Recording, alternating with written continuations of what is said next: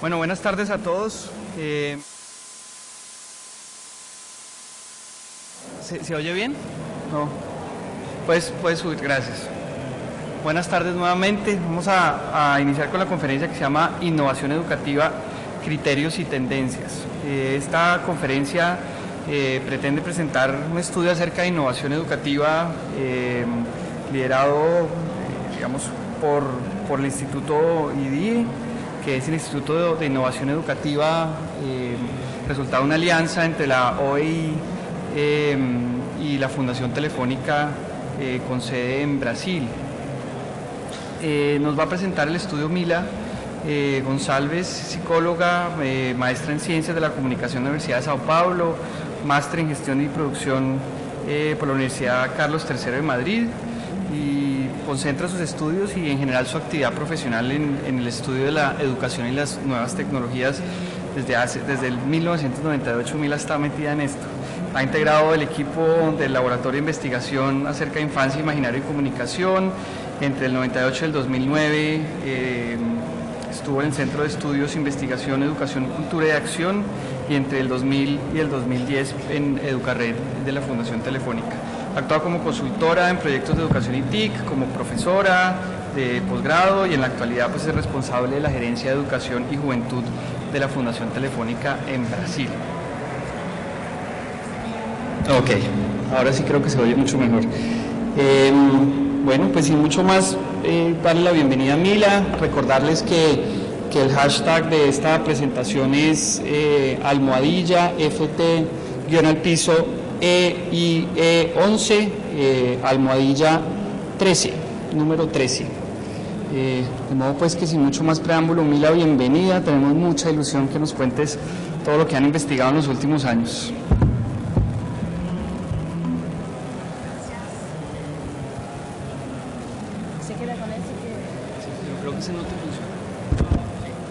Olá, boa tarde a todos.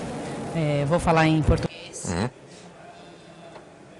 A tradução, quem não pegou ainda, quem não ha sacado a tradução simultânea, afuera hay los auriculares. E para quem quer tentar compreender o português, vou falar despacio.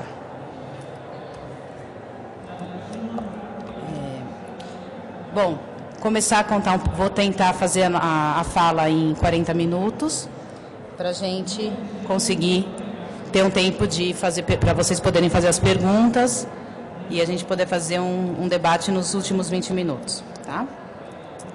Essa pesquisa de inovação educativa, que a gente desenvolveu junto com a OEI, é uma...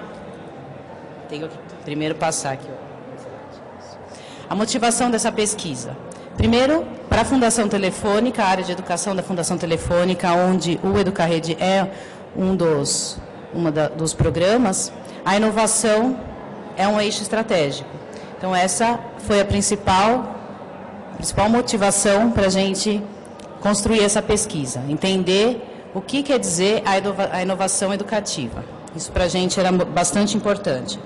Além disso, a aliança entre a Fundação Telefônica e a OEI, no âmbito das metas 2021 para a qualidade educativa, também nos impulsionou a pensar como que a gente pode transformar essa educação, o que quer dizer inovar na educação para uma educação de qualidade.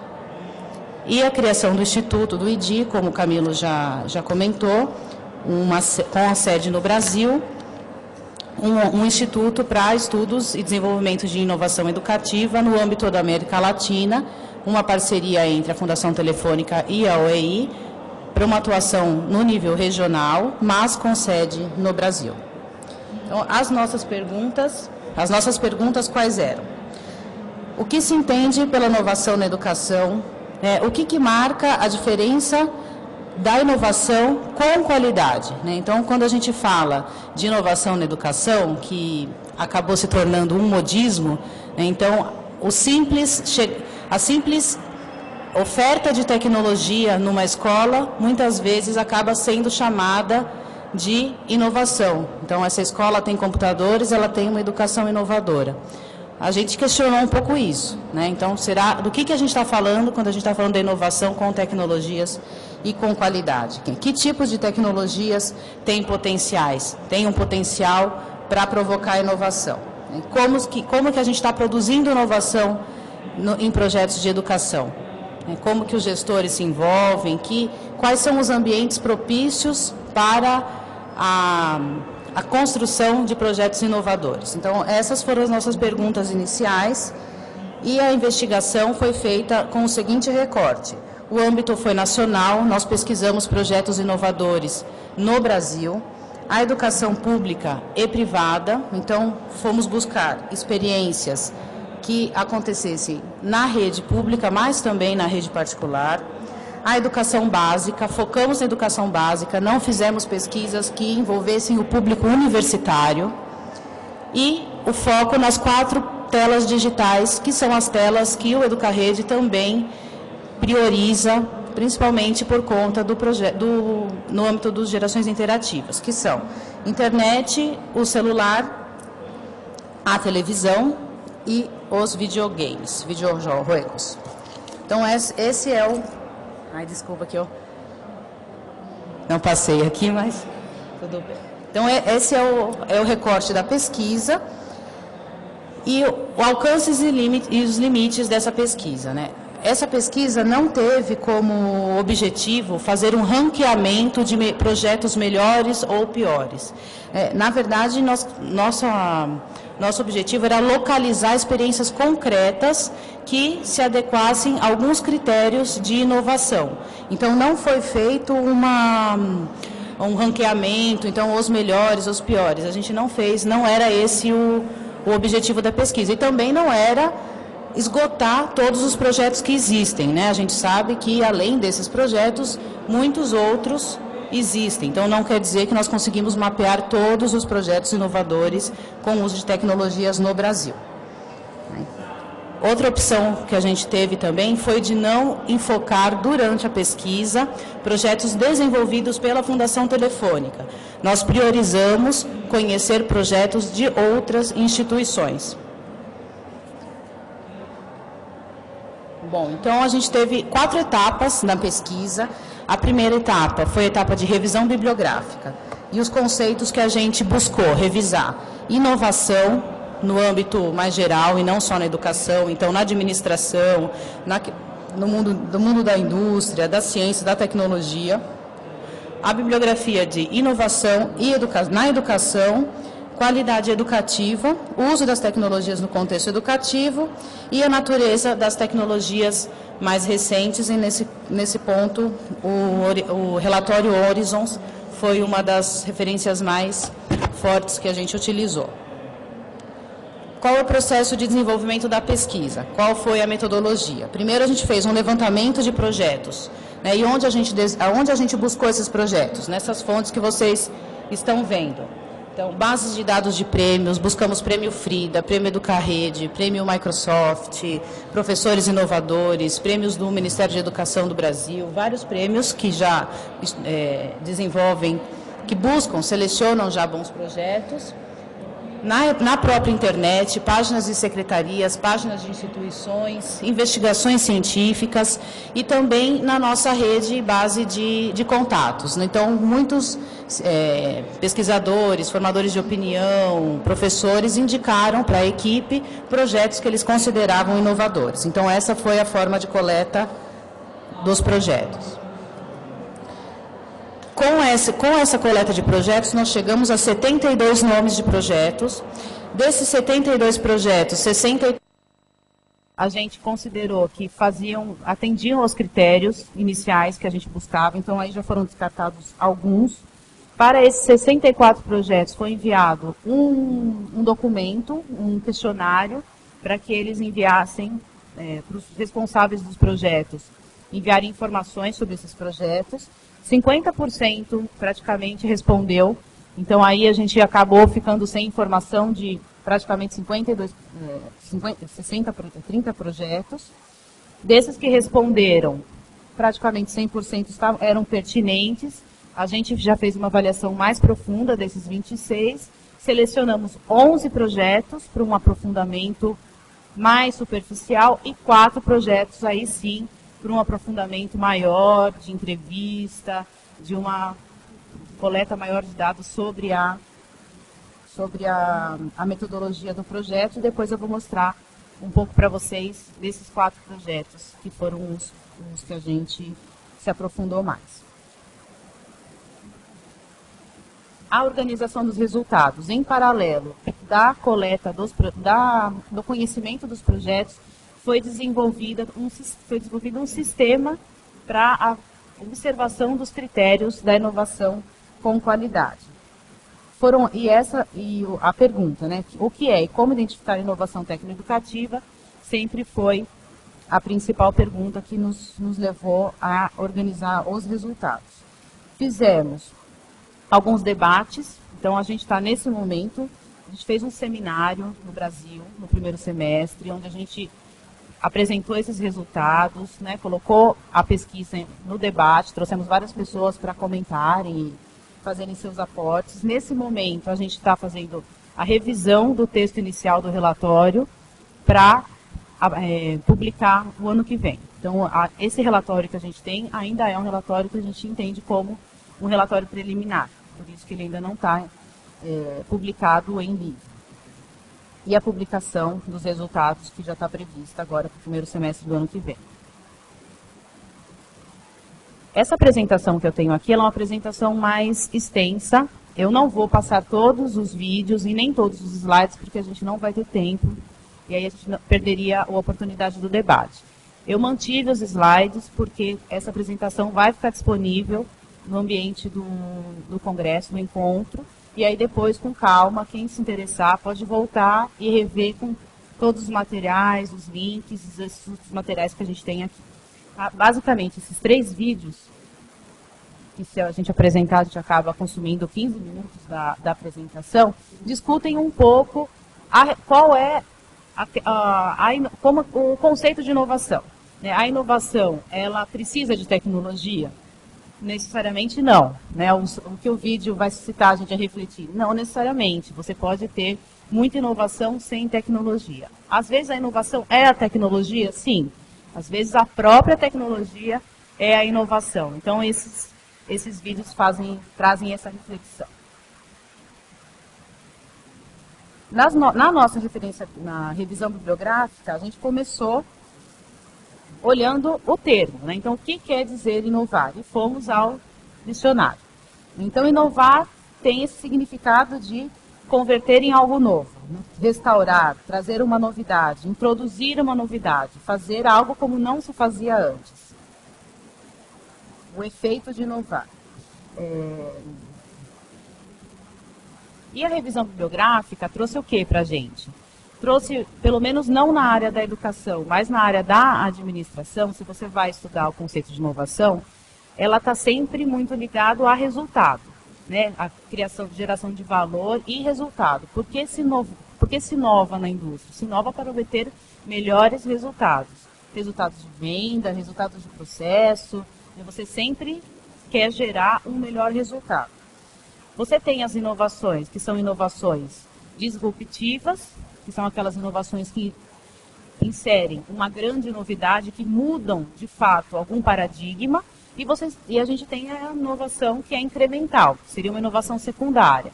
Você não muda um paradigma, mas você melhora, você traz novas funcionalidades para uma metodologia ou para um produto que já existe.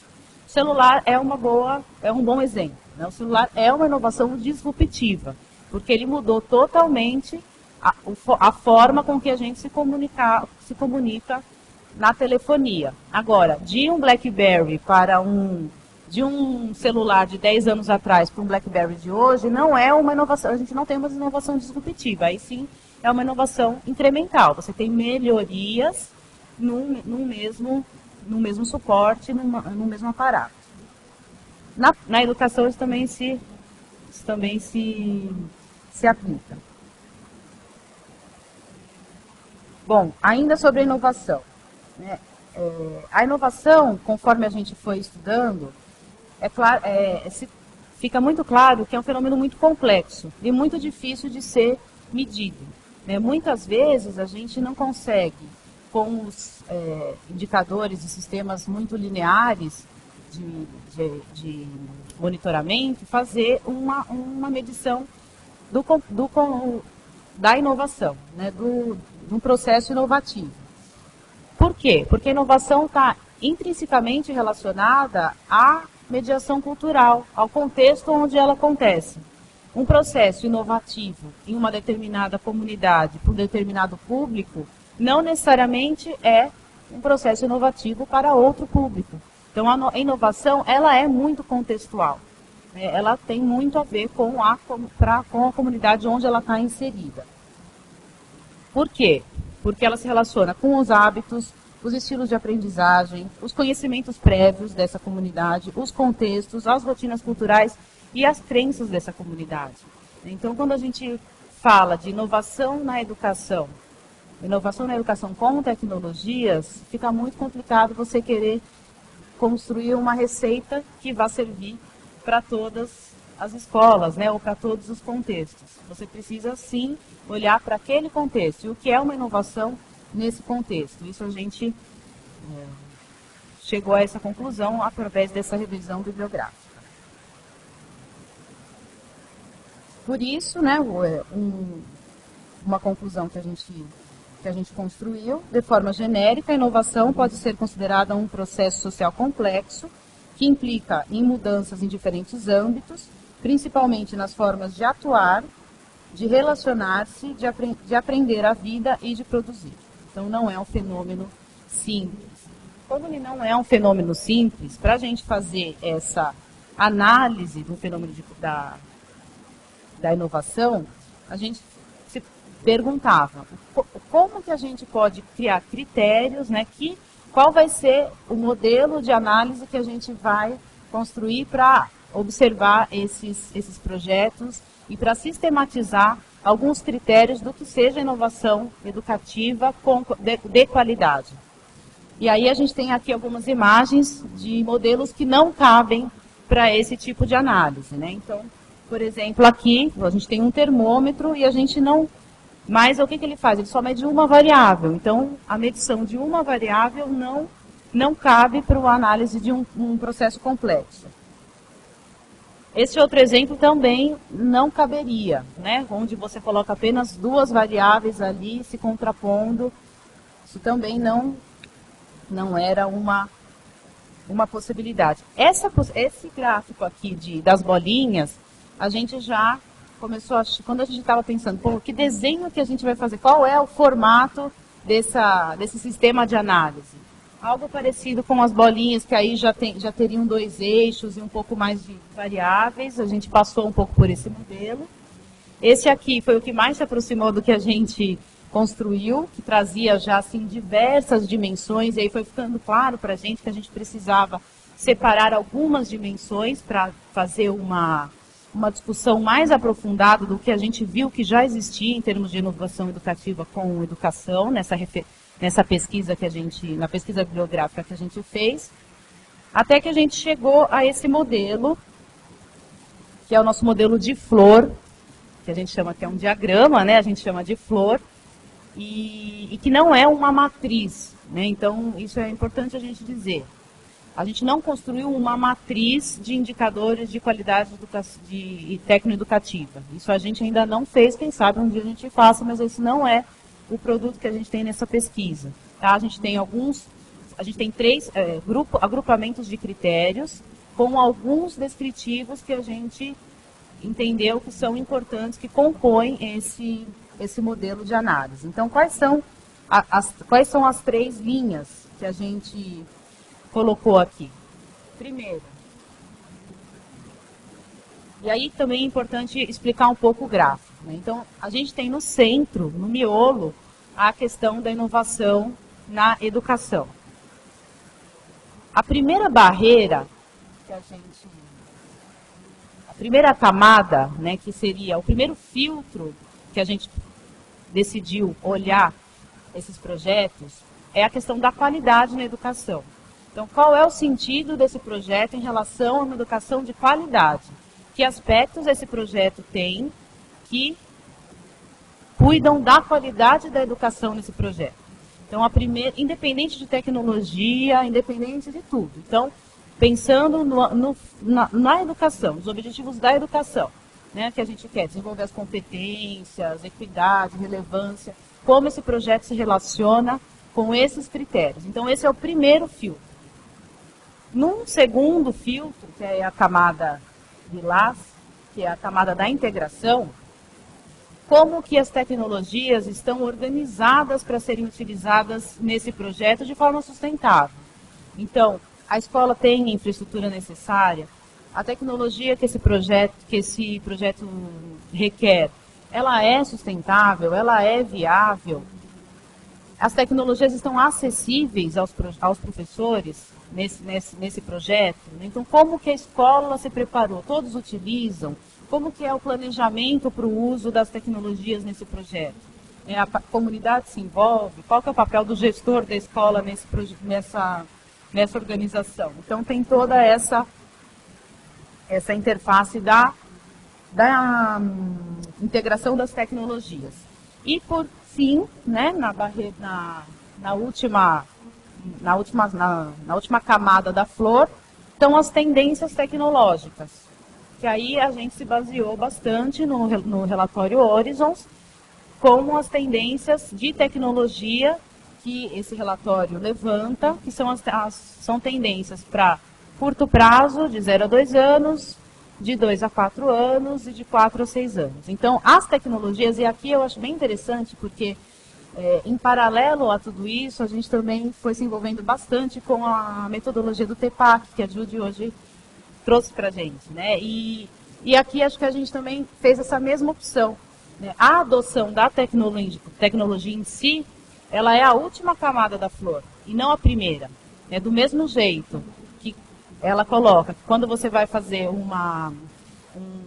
uso da tecnologia, o foco inicial é o seu objetivo, que metodologia você vai utilizar e, por fim, que tecnologia você insere, o nosso referencial também fez essa opção.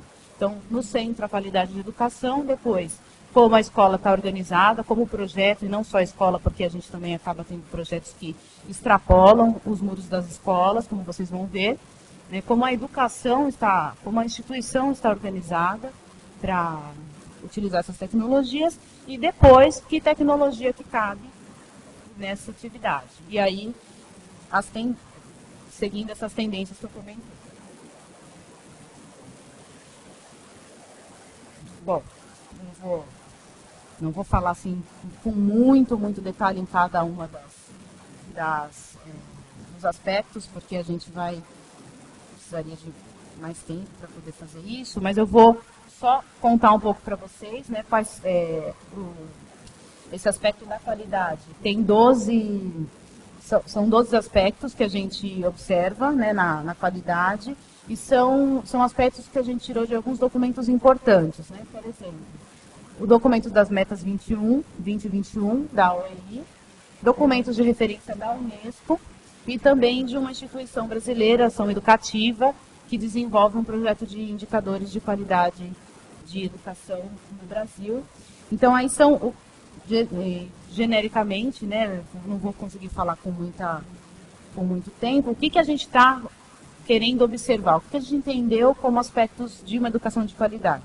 Então, uma educação onde a sociedade esteja, um projeto onde a sociedade esteja comprometida com a educação, onde os aspectos de uma educação na diversidade sejam considerados, a questão da universalização. Então, ele está, de alguma forma, contribuindo para a universalização da educação ou a democratização do acesso aos bens culturais no meio digital. As competências básicas, né, que a gente sabe que são muito importantes, de leitura, escrita e matemática. Projetos também relativos ao desenvolvimento profissional dos professores, relevantes, né, então que sejam relevantes para aquele contexto. A relevância quer dizer que o projeto é importante em um contexto específico. Ele precisa ser importante para aquela comunidade. A pertinência, a equidade, então um projeto que possa trazer a qualidade para todos, o ambiente educativo, que contribua para um melhor ambiente educativo em termos de relações entre professores e alunos, em clima, uma cultura de paz, de protagonismo, que envolva práticas pedagógicas e avaliação. Então, isso é outro ponto muito importante. A gente precisa monitorar, precisa avaliar, de fato, o que está acontecendo com os alunos, com as escolas, que tem um componente de gestão democrática, né, onde muitos atores das escolas participem das decisões e que contribuam ao processo e para a permanência dos alunos nas escolas. Né? Isso é um grande desafio. Em termos da integração com as tecnologias, o que a gente observou? A disponibilidade das tecnologias, e aqui também são indicadores que a gente tomou por base um material que a OEI organizou, que está super recém-lançado, a Solange, inclusive, está aqui, da OEI do Brasil, do IDI, um material que foi lançado e em breve vai ser bastante divulgado, com a sistematização de indicadores qualitativos para o nível mais de gestão das tecnologias. Tá? Então, o material do IDI, como que a escola como essa instituição está organizada, como é a formação do uso das tecnologias, então de que forma que os atores que estão envolvidos são formados para usar as tecnologias, né? De que forma que eles se apropriam dessas tecnologias. A presença das tecnologias nas práticas pedagógicas, a cultura da inovação, que a gente também trouxe como um aspecto aqui, a gente observar esse ambiente, né? Essa instituição, ela está preparada para produzir inovação? As pessoas confiam uma nas outras para poder inovar? E a gente sabe que o elemento da confiança é muito importante no processo de inovação. Você tem que confiar, você tem que ser capaz de correr risco, saber que você talvez possa errar, que você pode dar uma ideia e que o seu colega ali, professor, não vai falar, meu Deus, o que essa pessoa está falando, né? Você tem que ter um clima de confiança para poder gerar inovação numa instituição. E os conteúdos e recursos pedagógicos digitais. Então, esse é o aspecto da integração das tecnologias. E, por fim, os aspectos das tendências tecnológicas. Então, como eu comentei com vocês, esses 6 aspectos são as tendências que o último informe Horizon de Educação na Iberoamérica, agora de 2010, feito pelo New Media Consortium e também a Universidade da Catalunha está envolvida nesse documento. Eles trouxeram essas 6 tendências e aí elas estão agrupadas nos seus aluzinhos. A 1 e a 2 são as tendências mais de curto prazo, que eles indicam como tendências que nos próximos 1, 2 anos a gente tende a ver mais massificadas, né? Os entornos colaborativos e o uso dos meios sociais. Eu acho que isso a gente já pode até perceber, inclusive nas discussões que a gente tem tido nesse encontro, como já são tendências que a grande parte dos projetos já, de alguma forma, estão utilizando. O tema dos conteúdos abertos e das tecnologias móveis, eles analisam, eles indicam como tendências de médio prazo, então um tempo de 2 a 4 anos para a gente ter essas tendências mais utilizadas como nos processos de educação, e de 4 a 6 anos a questão da realidade aumentada e da web semântica. Tá? Então são essas as tendências que a gente... Essa referência está aqui, esse relatório, para quem não conhece, eu indico, a leitura é uma leitura fácil, não é um material muito grande e explica bem detalhadamente do que se trata cada uma das tendências, traz muitas indicações de exemplos que já acontecem. A gente tem, inclusive, um participante que está aqui no encontro, que participou desse relatório, o Narcís Vives, deve estar em alguma das outras apresentações em paralelo. E é um material muito, muito bom, uma referência que eu indico para todo mundo que estiver interessado em saber um pouquinho mais. Bom, então, a nossa flor, essa é a flor com as respectivas, o respectivo detalhamento. E esses são os 11 projetos que a gente selecionou naquela última etapa. Tá? Aqui está o nome dos projetos. Vocês desculpem, mas eu não fiz a tradução dos títulos, né? Porque eu não tive a grafia original. Todas essas informações, no final, a gente tem um link que eu vou passar para vocês. Essas informações já estão no processo de tradução para a gente publicar no Educarrede, tanto em português quanto em espanhol. Tá? No momento a gente tem o conteúdo mais em português, mas em breve estará tudo também em português e em espanhol.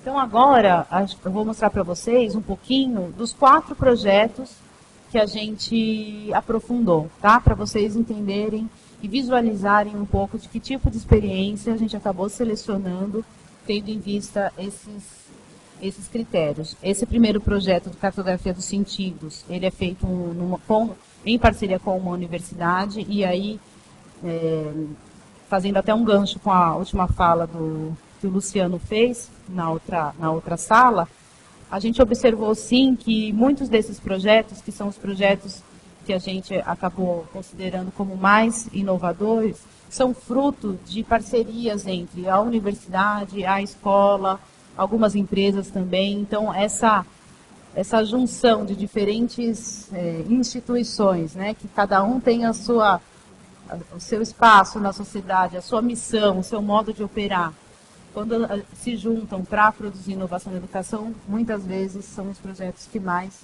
se destacam. Então, eu vou pedir para o moço do vídeo passar para a gente. Vídeo. Tá. Moço do vídeo.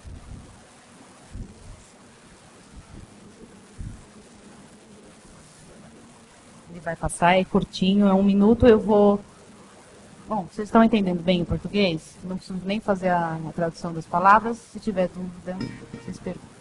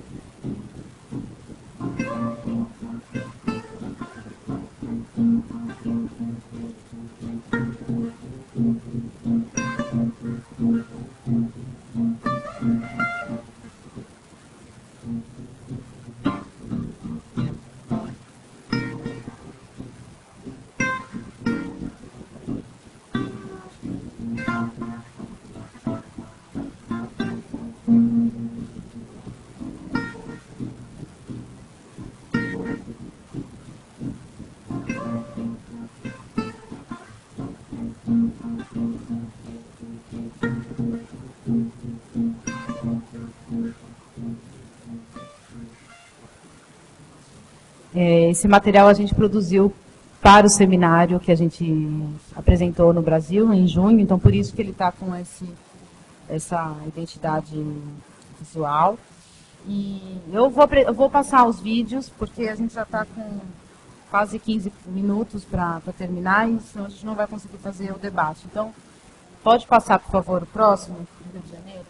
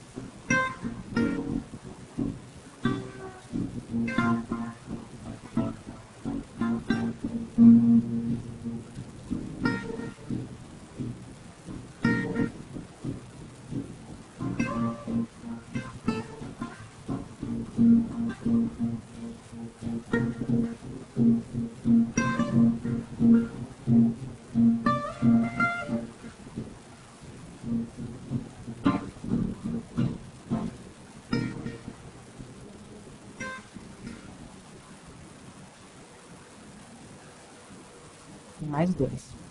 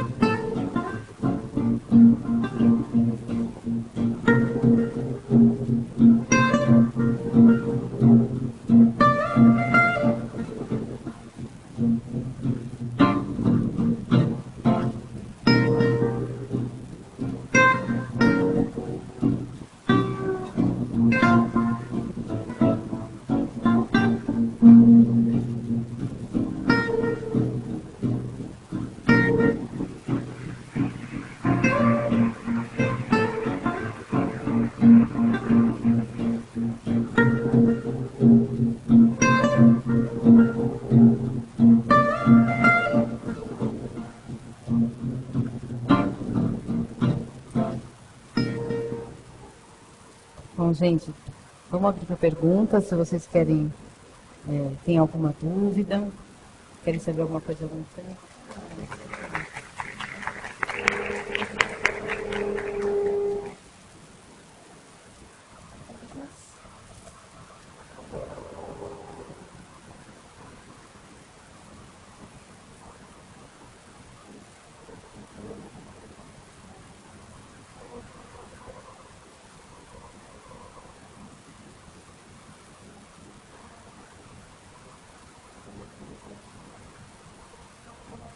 Será que o seu uso? Alô, alô. Alô. Bom dia, Mila, parabéns. Eu estava observando todos enfim, os 4 exemplos, está no social game, na geolocalização, né? Então está tudo caminhando muito para essa educação colaborativa. Qual a sua opinião sobre alguns pensadores da Fundação, sobre o fim da aula cronometrada e do espaço concreto? Porque ali nos trabalhos selecionados você já vê que isso está bem claro, né? Como você imagina a escola que vai ser... Ela vai precisar de um espaço, como antigamente, da sala de aula, da carteira? Como vocês imaginam isso?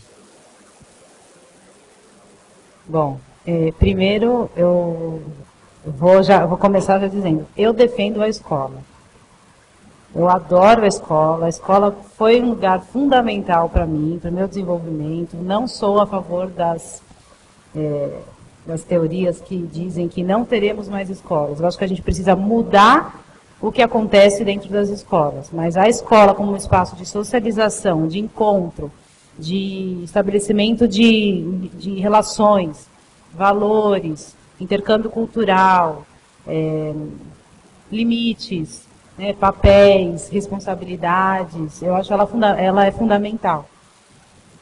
Principalmente algumas sociedades, por exemplo, do caso do Brasil, né, onde a escola, inclusive, faz aí o papel tem o papel de uma educação, de uma formação integral desse aluno, desse jovem, que se ele não fosse para a escola, a gente não sabe de fato o que poderia acontecer com esses milhares de crianças que se estariam livres aí pelas ruas. Então, eu acho que a escola como espaço de socialização, ela tem um papel fundamental, né, inclusive de botar a criança em contato com o adulto, que também é muito importante, né, o papel do professor, mesmo que ele mude, ele não é mais um transmissor do conhecimento. Isso, acho que para nós isso já está muito claro, né, ele tem um novo papel, um papel de mediador das tecnologias, de mediador desse aluno no mundo, né, de um mediador que estimule esse aluno a aprender a fazer, aprender a ser, aprender a viver juntos, né, uma pessoa que consiga desenvolver essas competências nos jovens, mas isso não quer dizer que a gente não precisa ter mais escola, né, e é claro que as tecnologias e todas esses processos que a internet nos possibilita vivenciar em termos de aprendizagem, vão transformar o que a gente está fazendo hoje dentro da sala de aula, né? Então, eu não sei dizer se a gente vai continuar tendo as salas como elas são hoje, dividida em 50 minutos. De fato, talvez esse modelo já esteja na hora de ser repensado, né? A gente pode organizar a escola, as experiências de aprendizagem, né? A escola tem que ser pensada como um espaço de oportunidades, de experiências de aprendizagem. E manter um modelo único, com todo mundo olhando para frente, né, com uma pessoa só na frente falando durante horas e horas seguidas, de 40 e 45 minutos, talvez não seja o melhor modelo de aprendizagem. Talvez ele tenha cabido muito bem na época dos jesuítas, quando a gente tinha os grandes doutrinamentos. Eu acho que realmente esse modelo a gente precisa repensar. E aí tem experiências, daí a gente já pode colher várias estratégias de coisas novas, né, de novas metodologias, novos arranjos que a gente já pode aplicar e oferecer para os alunos em processos de educação, que não necessariamente também acontecem só nas escolas, né, a gente aprende o tempo todo em contato com os bens culturais, conversando com os nossos vizinhos, em contato com a nossa comunidade, a gente aprende o tempo todo, né, então desenvolver essa competência de aprender o tempo todo é muito importante nessa sociedade que a gente está hoje. A gente vive imerso em tantas um sistema, né, com tantas informações e interações. A gente interage hoje com pessoas do mundo inteiro. Quantos daqui a gente já não conhecia virtualmente, agora a gente conhece presencialmente. O próprio Educarrede é uma experiência intercultural, né? As nossas equipes estão em países distantes e a gente constrói coisas juntos, colabora há tantos anos. Os educadores que se envolvem no Educarrede também, e tantas outras experiências que existem. Então, eu acho que sim, a escola precisa mudar um pouco, chacoalhar um pouquinho, quebrar um pouco as paredes, os muros, mas ela ainda é um espaço essencial.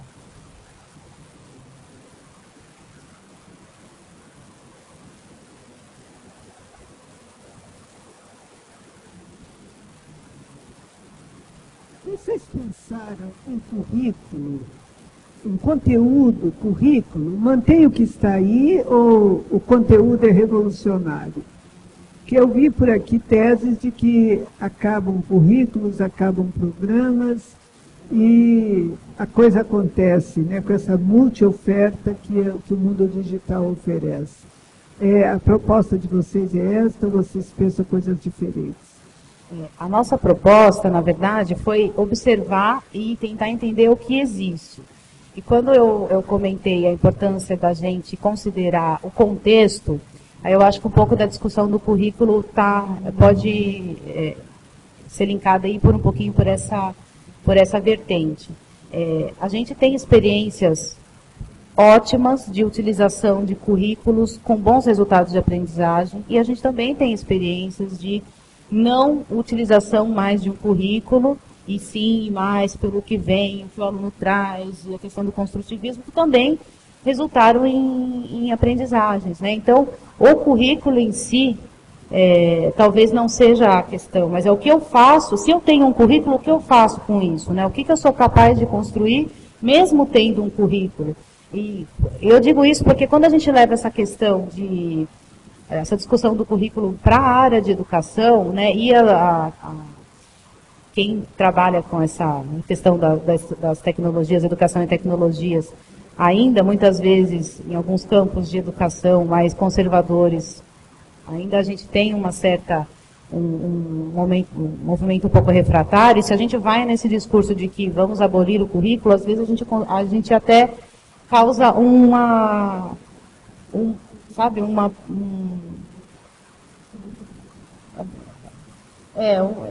aquela coisa assim, ai não, eles vêm, puxa, eu adoro o currículo, e vocês vêm aqui e me dizem que eu não tenho mais que ter currículo. Então, o próprio mundo da educação acaba se vendo muito questionado, né? Então, eu acho que é uma questão do contexto. Você tem algumas situações onde o seu corpo docente, a sua estrutura, a sua cultura, necessita, sim, de um apoio mais curricular, de uma orientação mais orientada. Isso acontece, a gente vê isso acontecendo no Brasil. Queremos professores autônomos, criativos, protagonistas, 2.0, 3.0, que planejem, que avaliem, que façam portfólios. A gente quer esse professor, mas a gente não são todos os professores que são dessa forma. Então, para alguns contextos, sim, um apoio curricular acaba sendo uma boa estratégia. E isso não quer dizer que ele precise parar nesse currículo. O currículo pode ser um ponto de partida, né? E da mesma forma que outras experiências mostram que uma abolição total do currículo também pode ser interessante. Então, eu acho que a gente precisa também pensar um pouco na despasteurização. Não tem um modelo único.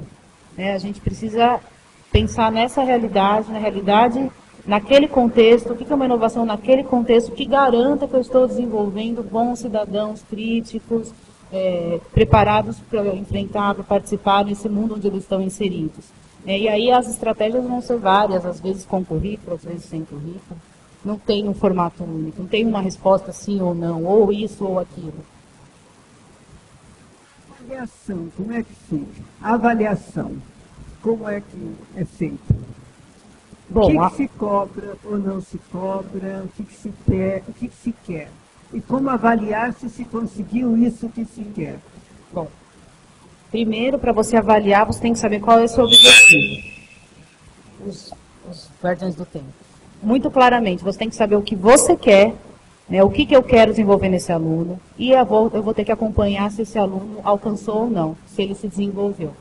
Então, uma avaliação ela é imprescindível, ela continua sendo imprescindível, ela pode ter diversas ferramentas, mas o mais importante é observar se não compará-lo com o outro, mas observar se esse aluno se desenvolveu. Gente, muito obrigada. A gente encerra. Continua no virtual.